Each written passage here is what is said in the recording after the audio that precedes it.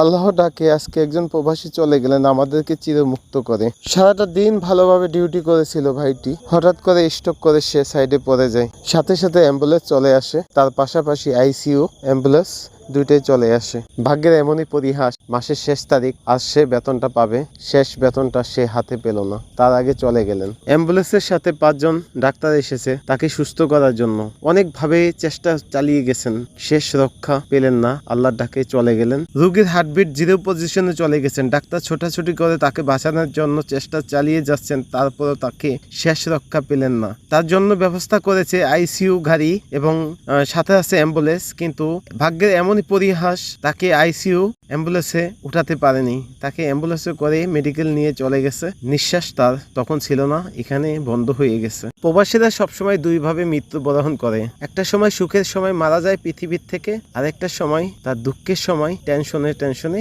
মারা যায় প্রবাসী। প্রবাসীরা কখনো কাজের কষ্টতে মারা যায় না, তারা টেনশন, পরিবারের দুশ্চিন্তা মারা যায় স্ট্রোক করে। তোমার পাশের বাড়ির মানুষটাদের জিজ্ঞেস করো, প্রবাসী ভাইটা মারা যাওয়ার পর তার পরিবারটা এখন কেমন আছে। তোমার হাজবেন্ড যদি পৃথিবীর থেকে চলে যায়, তোমার ভাই যদি পৃথিবীর থেকে চলে যায়, এক কথায় তোমার টাকার মেশিনটা যদি চলে যায়, তুমি ভালো থাকতে পারবে না, তুমি অবহেলায় থাকবা। ভিডিওটা শেয়ার করে অন্য একটা ভাই বোনকে দেখার সুযোগ করে দেন, যাতে করে কোনো প্রবাসী যেন আর টেনশনে এই পৃথিবীর থেকে না যায়। আপনি সবসময় ভাবেন আপনার হাজবেন্ড আপনাকে সবসময় বকাবাজি করে, গালাগালি করে, আপনি কথাবার্তা শুনতে পারে না, আপনাকে পছন্দ হয় না, সারাটা দিন পরিশ্রম করার পরে সেই প্রবাসী ব্যক্তিটা আপনার সাথে অভিমানগুলো করতে পারে, আপনাকে অনেকটাই ভালোবাসে, তাই আপনাকে অভিমান, রাগ, গোসা সব আপনার সাথে করতে পারবে। তাই অন্তত পক্ষে আপনার হাজবেন্ডকে আপনি যখন রাগারাগি করে তখন আপনি একটু ভালো ব্যবহার করুন, দেখবেন প্রবাসী স্বামীটা কতটা পরিমাণ শান্তি, কতটা পরিমাণ ভালোবাসা